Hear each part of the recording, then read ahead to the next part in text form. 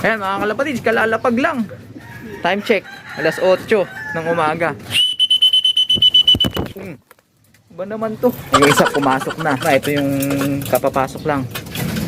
Yan. Sige. Pasok sa trapdoor. Yan. Pasok. Pasok. Yan. Ganyan dapat ha. Ayun. Pumasok na sila mga kalapatids. Full blast na tayo sa pagpapatuka. Yan na mga kalapatids. Natuka na yung ating mga alaga. So pasado yung ating mga ibon ngayon. Lalo-lalo na yung dalawang late na umuwi. Kumbaga napalayo tong mga to, nakapag-ranging pa, nakisabay dun sa ibang mga nagpaparonda. Samantala yung dalawa naka 17 minutes lang yung ating mga alaga. So yan ang i-break nyo sa susunod ha. Pataas ng pataas tayo mga kalapatids. Pag umabot na silang 30 minutes, pwede na nating i-self-toss tong mga to. Update tayo mga kalapatids. 1:30 ng tanghali at ito, mainit yung sikat ng araw mga kalapatids. Kahapon nagparonda tayo ng ganitong oras, 5 minutes lang yung tinagal ng ating mga alaga. So tignan natin ngayon. Ayan sila, sa training box sila. So pakakawalan natin sila, orasan natin.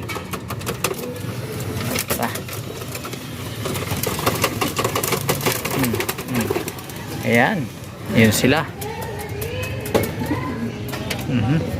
Tignan natin kung tatagal yung ating mga ibon.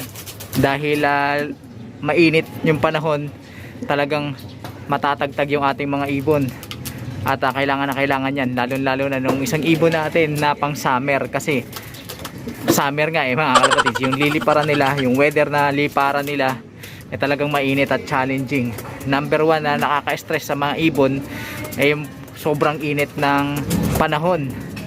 Ayan, tignan nyo, marami rin nagpapalipad doon mga kalapatids. Mukhang nag-training na din yung ating mga kalapatids, naghahanda mga ibon nila. Sana sumali dyan yung ating mga alaga para maingganyo silang tumagal. Ayan daming ibon yan nasa na yung mga ibon natin mga kalapatids. Nawala na. Sana magpakalayo-layo sila mga kalapatids. Ayun na sila mga kalapatids.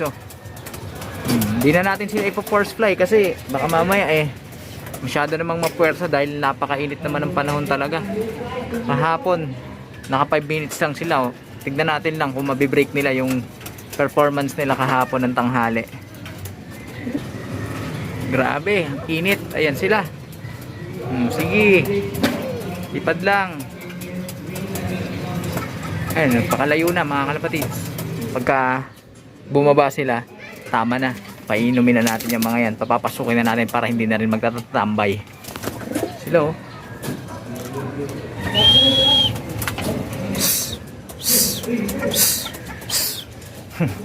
balak nang bumaba nung isa. Ayan, maglilimang minuto pa lang, 4 minutes.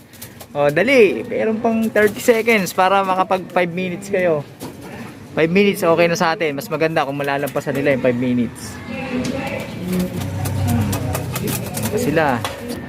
Sige. Grabe, sikat ng araw sige. Time check tayo. Ayan, malapit na sila mga 5 minutes mga kalapatids. Talaga naman nakaka-stress to yung ganitong klaseng mga kalapatids. Pagpapalipad sa tanghali at lalo na ngayon summer. Nako, tayong ang tao sumusuko sa matinding init, lalo pa kaya yung mga ibon na ito mas mataas ang body temperature niyan. Tapos papa-workoutin pa natin sa gitna ng mainit na panahon. Talagang parusa sa kanila yan mga kalapatids. Pero yung tamang pagbibigay lang ng workout sa ganyan makakasanay sa kanila o makakatulong sa kanila para masanay, maka-adapt sa mga susunod na liparan, lalo na yung mga lilipad natin ng summer. Ayan sila. Yung isa gusto nang bumaba, pero yung tatlo laban pa rin. Ayan pa, sige.